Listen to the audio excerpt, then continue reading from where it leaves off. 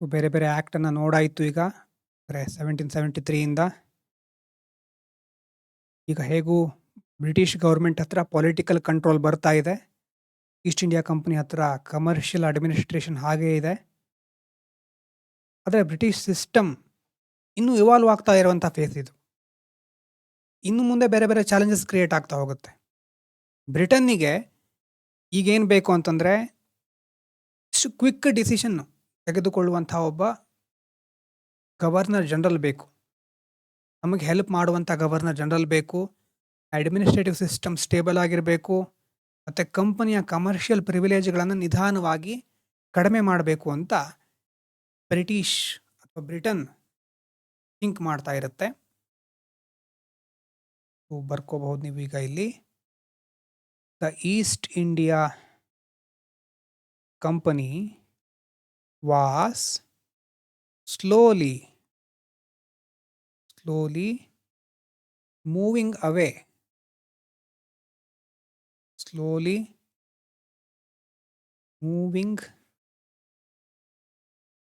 away from being a merchant organization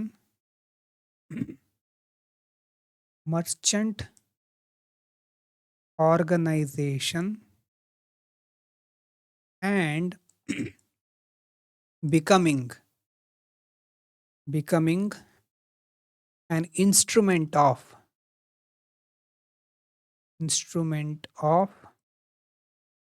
British administration.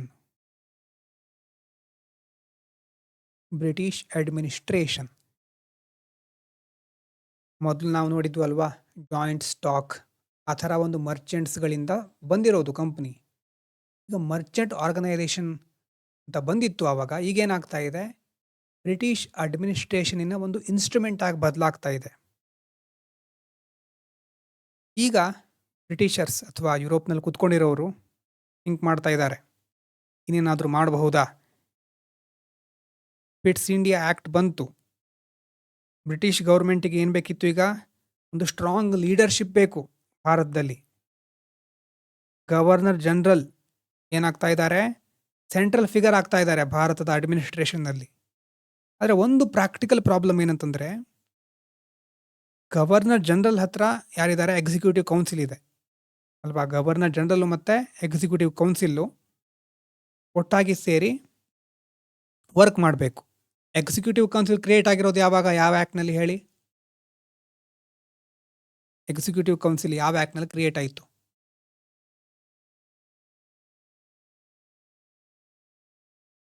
ಯಾವ ಆ್ಯಕ್ಟ್ನಲ್ಲಿ executive council create ಆಯಿತು? Yes, 17 ಎಷ್ಟನೇ ಇಸ್ವಿಲಿ ಕ್ರಿಯೇಟ್ ಆಗಿರೋದು? ಎಸ್, 1773ಯಲ್ಲಿ ಎಕ್ಸಿಕ್ಯೂಟಿವ್ ಕೌನ್ಸಿಲು ಗವರ್ನರ್ ಜನರಲ್ಗೆ ಅಸಿಸ್ಟ್ ಮಾಡಲಿಕ್ಕೆ ಕ್ರಿಯೇಟ್ ಆಯಿತು. ವೋಟಿಂಗ್ ಪವರ್ ಅಂತ ಆವಾಗ ಡಿಸ್ಕಸ್ ಮಾಡಿದ್ದೀವಿ. ಸೊ ಸಿಚುವೇಷನಲ್ಲಿ ಏನೇನು ಕ್ರಿಯೇಟ್ ಆಗಿತ್ತು ಅಂತ ಗೊತ್ತಾಗಿದೆ ಆವಾಗಲೇ ಅಲ್ವಾ. ಡಿಸಿಷನ್ ಮೇಕಿಂಗು ತುಂಬ ಸ್ಲೋ ಆಗಿಬಿಡುತ್ತೆ. ವೋಟಿಂಗು ಮತ್ತು ಗವರ್ನರ್ ಜನರಲನ್ನು ಓವರ್ರೂಲ್ ಮಾಡಿಬಿಡ್ತಾರೆ ಅವರು.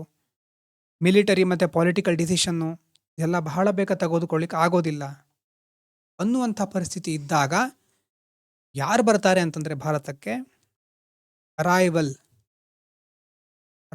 Of Lord Cornwallis. Yes, correct, Lord Cornwallis ಬಂದು he become governor general. Cornwallis ಬರಬೇಕಾದ್ರೆ ಹೇಳಿಬಿಡ್ತಾರೆ, ಗ್ರೇಟರ್ ಅಥಾರಿಟಿ ಬೇಕು, ಈ ಇಂಪಾರ್ಟೆಂಟ್ ಡಿಸಿಷನ್ಗಳಲ್ಲಿ ನನಗೆ ಕಂಟ್ರೋಲ್ ಬೇಕು. he wanted control over important decisions and he also wanted ability to override his council in special circumstances. ಬರ್ತಾನೆ condition ಇಡ್ತಾರೆ Cornwallis, ನನಗೆ ಕಂಟ್ರೋಲ್ ಜಾಸ್ತಿ ಬೇಕು ಮತ್ತು ಕೌನ್ಸಿಲಿನ ಡಿಸಿಷನ್ಗಳನ್ನು ಓವರ್ ರೈಡ್ ಮಾಡಲಿಕ್ಕೆ ನನಗೆ ಅಬಿಲಿಟಿ ಕೊಡಬೇಕು ಸ್ಪೆಷಲ್ ಸರ್ಕಮ್ಸ್ಟೆನ್ಸ್ಗಳಲ್ಲಿ. ಇವನಿಗೋಸ್ಕರ ಆಕ್ಟ್ ಆಫ್ 1786 ಅನ್ನ ಪಾಸ್ ಮಾಡ್ತಾರೆ.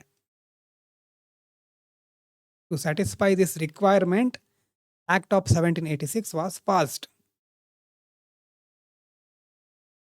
ಮೇಜರ್ ಪ್ರೊವಿಷನ್ಸ್ಗಳನ್ನು ನೋಡೋದಾದ್ರೆ, ಮೊದಲನೇದು, ದ ಆಕ್ಟ್ ಅಲೌಡ್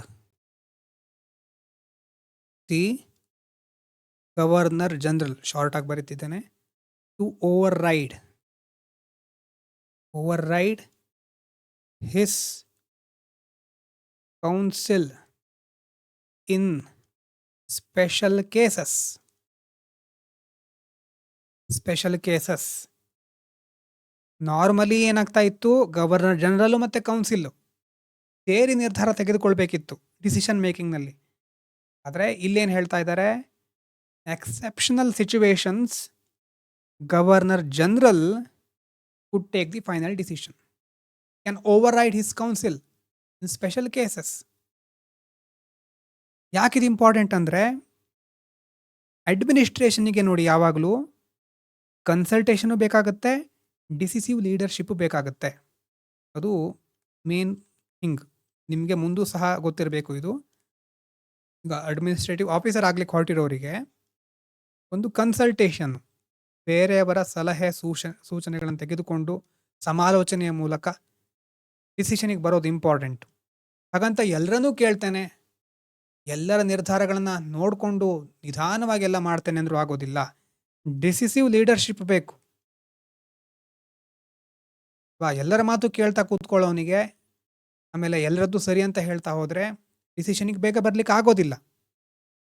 ಎರಡನ್ನ ಬ್ಯಾಲೆನ್ಸ್ ಮಾಡಲಿಕ್ಕೆ ಈ ಆ್ಯಕ್ಟನ್ನು ಪಾಸ್ ಮಾಡ್ತಾರೆ. ಮುಂದೆ ನೀವು ಸಹ ಒಂದು ಜಾಬ್ ಪೋಸ್ಟಿಗೆ ಹೋದಾಗ ಎರಡನ್ನು ಬ್ಯಾಲೆನ್ಸ್ ಮಾಡಲೇಬೇಕಾಗತ್ತೆ, ಕನ್ಸಲ್ಟೇಷನ್ ಮತ್ತು ಲೀಡರ್ಶಿಪ್.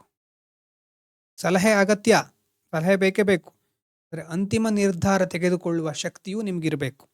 ಸಲಹೆ ಕೇಳ್ಕೊಂಡೇ ಕೂತ್ಕೊಳ್ಳೋದಲ್ಲ ಯಾವಾಗಲೂ. ಸೊ ಆ್ಯಕ್ಟ್ ಅದನ್ನು ಅಲೋ ಮಾಡುತ್ತೆ. ಇದಾದಮೇಲೆ ನೆಕ್ಸ್ಟು ಅನದರ್ ಇಂಪಾರ್ಟೆಂಟ್ ಚೇಂಜ್ ಏನಂತಂದರೆ, the act also allowed the same person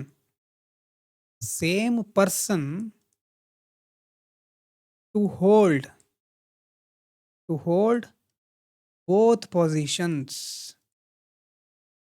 both position ಅಂತಂದರೆ ಯಾವ್ದ್ಯಾವುದು ನೋಡಿ, ಗವರ್ನರ್ ಜನರಲ್ಲು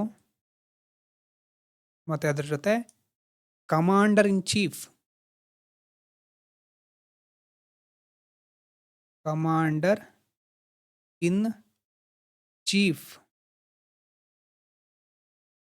ಮೊದಲು ಇದೆರಡು ಸಪರೇಟ್ ಆಗಿತ್ತು, ಆದರೆ ಈಗ ಒಬ್ಬನೇ ವ್ಯಕ್ತಿ, ಗವರ್ನರ್ ಜನರಲ್ಲೂ ಆಗಿರಬಹುದು, ಕಮಾಂಡರ್ ಚೀಫು ಆಗಿರಬಹುದು, ಏಕಕಾಲದಲ್ಲಿ same person to hold both positions, governor general, commander in chief. So ಇದರಿಂದ ಕೋಆರ್ಡಿನೇಷನ್ ಮೊದಲಿನ ಥರ ಇರೋದಿಲ್ಲ, ಸ್ವಲ್ಪ ಚೇಂಜ್ ಆಗ್ತಾ ಹೋಗುತ್ತೆ. ಸಿವಿಲ್ ಅಡ್ಮಿನಿಸ್ಟ್ರೇಷನ್ನು, ಮಿಲಿಟರಿ ಕಮಾಂಡು ಏಕಕಾಲದಲ್ಲಿ ಅನ್ನೋದು ನಂಗೆ ಇನ್ನೂ ಕ್ಲಾರಿಟಿ ಅಂದರೆ ನೋಡಬೇಕು, ಚೆಕ್ ಮಾಡಬೇಕು, ಸೈಮಲ್ಟೇನಿಯಸ್ಲಿ ಇದೆಯಾ ಅಂತ ಅದ್ರದ್ದು ನೋಡಿ ಚೆಕ್ ಮಾಡಬೇಕು ನೀವು. ಆದರೆ ಎರಡು ಪೊಸಿಷನ್ಗಳನ್ನು ಹೊಂದಬಹುದಿತ್ತು, ಒಂದಾದಮೇಲೆ ಮತ್ತೊಂದು, ಅಥವಾ ಒಂದೇ ರೀತಿ ಎರಡು ಸಾರಿ ಏಕಕಾಲದಲ್ಲಿ ಆಗಬಹುದಾ. ಆದರೆ ಕೋಆರ್ಡಿನೇಷನ್ ಇಂಪ್ರೂವ್ ಆಗುತ್ತೆ. ಒಬ್ಬನೇ ವ್ಯಕ್ತಿ ಎರಡನ್ನೂ ಹ್ಯಾಂಡಲ್ ಮಾಡ್ತಾ ಇದ್ದರೆ ನಿರ್ಧಾರಗಳನ್ನು ಬಹಳ ಬೇಗ ತೆಗೆದುಕೊಳ್ಳಬಹುದು.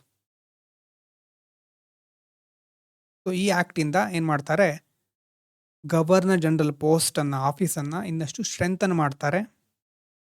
ಸೊ 1773 ಆದಮೇಲೆ ಒಂದು ಮೇಜರ್ ಕಾನ್ಸ್ಟಿಟ್ಯೂಷನಲ್ ರಿಫಾರ್ಮ್ ಅಂತ ಹೇಳ್ಬೋದು.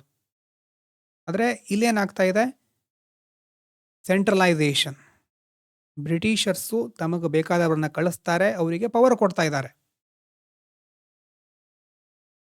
ಅಲ್ವಾ. ಅದು ಆಗ್ತಾ ಇದೆ ಇಲ್ಲಿ. ಈಗ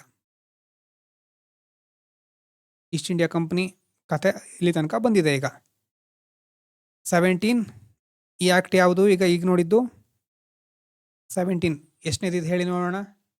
ನೋಟ್ಸ್ ನೋಡಿದೆ, ಯಾವ್ಯಾವ ಆ್ಯಕ್ಟ್ ಬಂದಿದೆ ಇಲ್ಲಿ ತನಕ. ಇದು 1786. ಇದಕ್ಕಿಂತ ಮೊದಲು 1786ಕ್ಕಿಂತ ಮೊದಲು ಯಾವುದು ಬಂದಿತ್ತು, ಎಸ್ 1784 ಅದಾದಮೇಲೆ ಅಂದರೆ ಅದಕ್ಕಿಂತ ಮೊದಲು 1784ಕ್ಕಿಂತ ಮೊದಲು 81 ಅದಕ್ಕಿಂತ ಮೊದಲು 73. ಸೊ ಆ ಫ್ಲೋ ಅರ್ಥ ಆಗಿರಬಹುದು ಅಂದ್ಕೊಳ್ತೇನೆ. 1786 ತನಕ ನಾವು ಬಂದಿದ್ದೇವೆ. ನೆಕ್ಸ್ಟು 1793 ಇದೆ.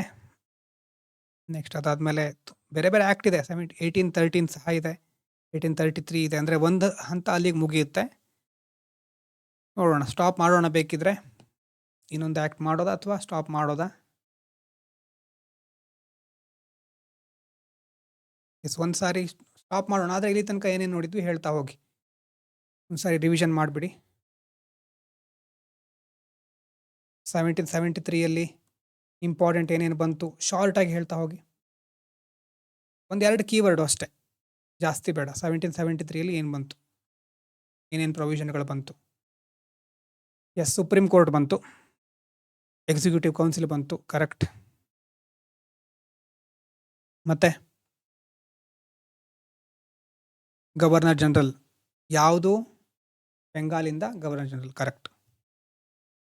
S, governor general. Warren Hasting, correct. 1773 ಆ್ಯಕ್ಟಲ್ಲಿ ಇನ್ನೇನು ಪಾಯಿಂಟ್ಸ್ ಬರುತ್ತೆ, ಇನ್ಯಾರು ಬರ್ತಾರೆ?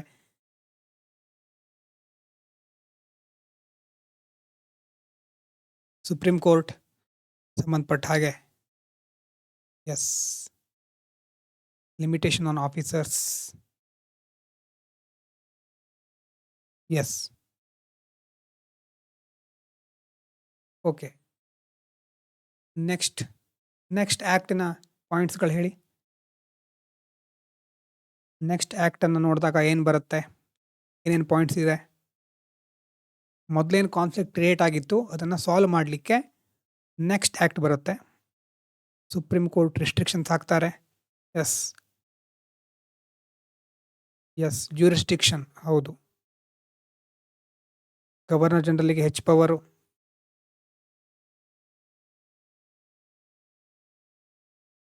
ನೆಕ್ಸ್ಟ್ ಯೂಟ್ಯೂಬಲ್ಲಿ ನೋಡ್ತಾ ಇರೋರು ಅನಲೈಸ್ ಮಾಡಿ, ರಿವಿಷನ್ ಮಾಡಿ. ಎಸ್, ಸುಪ್ರೀಂ ಕೋರ್ಟ್ ಮತ್ತು ಗವರ್ನರ್ ಜನರಲ್ ರಿಲೇಷನ್ ಬಗ್ಗೆ ಹೇಳುತ್ತೆ ಅದು.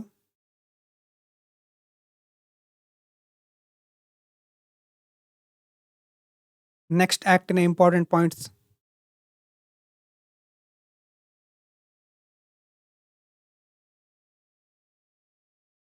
ನೆಕ್ಸ್ಟ್ ಆ್ಯಕ್ಟಿನ ಇಂಪಾರ್ಟೆಂಟ್ ಪಾಯಿಂಟ್ಸ್ 1784ದು.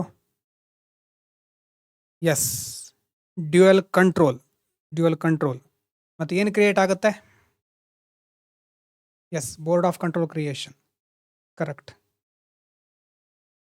Very good. ಮತ್ತೆ ಕೋರ್ಟ್ ಆಫ್ ಡೈರೆಕ್ಟರ್ಸ್ ಎಂಡ್ ಆಗ್ತಾರಾ ಅಲ್ಲೇ? Court of directors system end ಆಗುತ್ತಾ? ಕಂಟಿನ್ಯೂ ಆಗುತ್ತೆ, ಕರೆಕ್ಟ್. ಓಕೆ. ನೆಕ್ಸ್ಟ್ ಅದಾದಮೇಲೆ ನೆಕ್ಸ್ಟ್ ಆ್ಯಕ್ಟಿಂದು.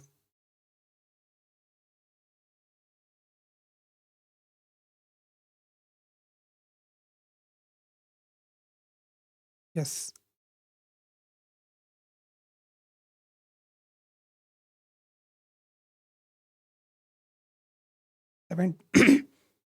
S, override 1786. ಯಾರು ಇಲ್ಲಿ ಬರುವ ವ್ಯಕ್ತಿ?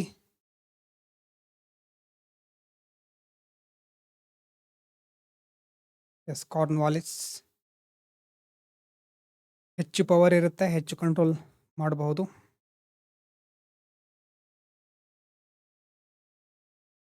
ಎಸ್, ಕಮಾಂಡರ್ ಇನ್ ಚೀಫ್ ಆಗಿರ್ತಾರೆ. ನೋಟ್ಸಲ್ಲಿ ಅಥವಾ ನಿಮ್ಮ ಮೇನ್ ಫಿಲಿಮ್ಸ್ ನೋಟ್ಸು ಅಥವಾ ಮೇನ್ಸ್ ನೋಟ್ಸಲ್ಲಿ ಟೇಬಲ್ ಹಾಕ್ಕೊಂಡು ಇದನ್ನೆಲ್ಲ ಬರ್ಕೊಳ್ಳಿ. ಈಗ ರಫಲ್ಲಿ ಬರ್ಕೊಂಡಿದ್ದೀರಿ, ಬ್ಯಾಕ್ಗ್ರೌಂಡ್ ಇನ್ಫಾರ್ಮೇಷನ್ ನಿಮಗೆ ಕಥೆ ಥರ ನೆನಪಿದ್ರೆ ಸಾಕು. ಆದರೆ ಇಲ್ಲಿ ಬರೋ ಪ್ರೊವಿಷನ್ಗಳು, ಲಿಮಿಟೇಷನ್ಸ್, ಆ್ಯಕ್ಟು, ಅದರ ಇಸ್ವಿ, ಇಯರು ಮತ್ತು ನೇಮು ಒಂದು ಕಾಲಮಲ್ಲಾದರೆ, ಎರಡನೇ ಕಾಲಮಲ್ಲಿ ಪ್ರೊವಿಷನ್ಸು, ಮೂರನೇ ಕಾಲಮಲ್ಲಿ ಲಿಮಿಟೇಷನ್ಸ್. ಈ ರೀತಿ ಕಾಲಮ್ ಮಾಡಿಕೊಂಡು ಇಲ್ಲಿ ತನಕ ಏನೇನಾಗಿದೆ ಅಥವಾ ಎಲ್ಲ ಮುಗಿದ ಮೇಲೆ ಬರ್ಕೊಂಡ್ರು ಆಗುತ್ತೆ, ಅಥವಾ ಮೇನ್ಸ್ ನೋಟ್ಸಲ್ಲಿ ಫಿಲ್ಮ್ಸ್ ನೋಟ್ಸಲ್ಲಿ ಆಗ್ತಾ ಇದ್ದ ಹಾಗೆ ಆ್ಯಡ್ ಮಾಡ್ತಾ ಹೋಗಿ. ಇದು ನಿಮಗೆ ಲಾಸ್ಟಲ್ಲಿ ಹೆಲ್ಪ್ ಆಗಬೇಕು. ಈಗೇನು ಬರ್ಕೊಂಡಿದ್ದೀರಿ ಇದು ಇವತ್ತು ನಾಳೆ ಒಂದು ವಾರಕ್ಕೆ ಒಂದ್ಸಾರಿ ರಿವಿಷನ್ ಮಾಡಿದರೆ ನಿಮ್ಗೆ ನೆನಪಿರುತ್ತೆ. ಈ ನೋಟ್ಸನ್ನು ನೋಡಿದರೆ ನಿಮಗೆ ಕ್ಲಾರಿಟಿ ಸಿಗುತ್ತೆ. ಕಂಪ್ಲೀಟಾಗೆಲ್ಲ ಮರ್ತು ಹೋಗ್ಬಿಟ್ರೆ ಈ ನೋಟ್ಸ್ ನೋಡೋದು, ಈಗ ರಫ್ ನೋಟ್ಸಲ್ಲಿ ಬರ್ಕೊಂಡಿದ್ದೀರಲ್ವಾ ಅದನ್ನು ನೋಡೋದು. ಎಲ್ಲ ಟೈಮ್ನಲ್ಲೂ ಇಷ್ಟೆಲ್ಲ ನೋಡ್ತಾ ಕೂತ್ಕೋಬಾರ್ದು, ಟೈಮ್ ವೇಸ್ಟ್ ಆಗುತ್ತೆ. ಈ ಥರ ಸಮ್ಮರಿ, ರಿವಿಷನಿಗೋಸ್ಕರ ಸಮ್ಮರಿ ಮಾಡ್ಕೊಂಡಿರೋದನ್ನು ನೋಡಬೇಕು. ಮತ್ತು ಇದಾದಮೇಲೆ ಲಕ್ಷ್ಮೀಕಾಂತಿನ ಮೊದಲಿನ ಒಂದು 2-3 ಪೇಜ್ ಇದೆ, 2 ಪೇಜ್ ತನಕ ಆಗಿರಬಹುದು ಅಷ್ಟೇ. ನಾವು ಇಷ್ಟೆಲ್ಲ ಮಾತಾಡಿದ್ದು ಅಲ್ಲಿ 2 ಪೇಜ್ ಮಾತ್ರ ಆಗಿರೋದು. ಅದರ ಹಿಂದಿನ ಕಥೆಗಳನ್ನೆಲ್ಲ ಸೇರಿಕೊಂಡು ನೋಡಿದರೆ ಮುಂದೆ ಕವರ್ ಮಾಡ್ತಾ ಹೋಗೋಣ. ಓಕೆನಾ? ನಿಮ್ಮಲ್ಲಿ ಮಾರ್ನಿಂಗ್ ಟೈಮ್ ಇರುತ್ತಾ, ಆಫ್ಟರ್ನೂನ್ ಈ ಟೈಮ್ನಲ್ಲೇ ಒಳ್ಳೆಯದಾ?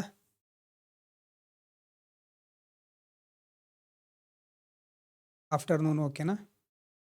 ಬೇರೆ ಸಬ್ಜೆಕ್ಟ್ಗಳನ್ನು ಯಾವಾಗ ಮಾಡೋದು? ಎಸ್, ಹೀಗೆ ಮಾಡಬೇಕು. ನನಗೂ ಹಾಗೆ ಆಸೆ ಇದೆ. ಈಗ ಪೊಲಿಟಿ ಆಗ್ತಾ ಇದೆ, ಬೇರೆ ಸಬ್ಜೆಕ್ಟಿಗೂ ಒಂದು ಟೈಮ್ ಕೊಡಬೇಕಲ್ವಾ? ಮಾರ್ನಿಂಗು, ಆಫ್ಟರ್ನೂನ್ ಹೇಗೂ ಈಗ ಒಂದು ಟೈಮ್ ಹೋಗ್ತಾ ಇದೆ. ನೈಟ್ ಮಾಡಬೇಕಾ?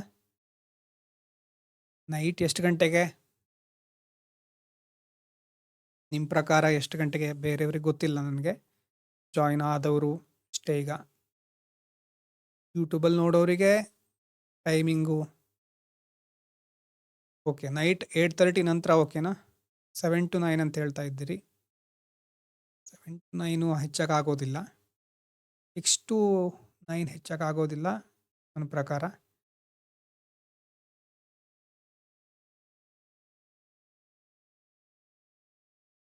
ಡಿಸ್ಕಸ್ ಮಾಡಲಿಕ್ಕೆ ಇನ್ನೂ ಇದೆ ತುಂಬ. 8 to 10 ನೋಡೋಣ ಸಾಧ್ಯ ಆದರೆ. 8:30 ಅಥವಾ 8:30 ಅಥವಾ 9 ಈ ಥರ. ನೈಟ್ 1 to 1.5 hour ಆಗಬಹುದು ಸಾಧ್ಯ ಆದಾಗ ನೋಡೋಣ. ಈ ವಾರ ಆಗೋದಿಲ್ಲ ಹೆಚ್ಚಾಗಿ, ಈ ವಾರ ಮುಂದಿನ ವಾರದಿಂದ ಹೆಚ್ಚಾಗಿ ಮಧ್ಯಾಹ್ನ ಮತ್ತು ನೈಟ್ 9 or 10:30, 9 to 10:30 ಓಕೆನಾ? ಓಕೆ, ನೋಡೋಣ, ಮುಂದಿನ ವಾರ ತಿಳಿಸ್ತೇನೆ. ಏನೇನು ಆಗಿದೆ ಅದನ್ನ ರಿವಿಷನ್ ಮಾಡಿ, ಮತ್ತು ಎಕ್ಸ್ಟ್ರಾ ಆ್ಯಡ್ ಆಗ್ತಾ ಹೋಗುತ್ತೆ ಮುಂದೆ. ಇಲ್ಲ ಅಂತಂದರೆ ಆಪ್ಷನಲ್ಲು ಹೇಗೆ ಬಂದಿದೆ, ರಿವಿಷನ್ ಆಗಿದೆಯಾ ಅಥವಾ ಎಲ್ಲಿಗೆ ಇದೆ, ಏನೇನು ಆಗ್ತಾ ಇದೆ?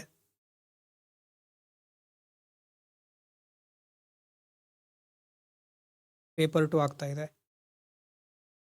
Okay, 27 attempt.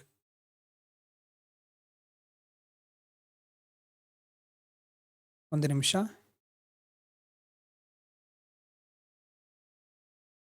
ಯೂಟ್ಯೂಬಲ್ಲಿ ನೋಡ್ತಾ ಇರೋರು ಮುಂದಿನ ವೀಡಿಯೋದಲ್ಲಿ ಕಂಟಿನ್ಯೂ ಮಾಡಬಹುದು.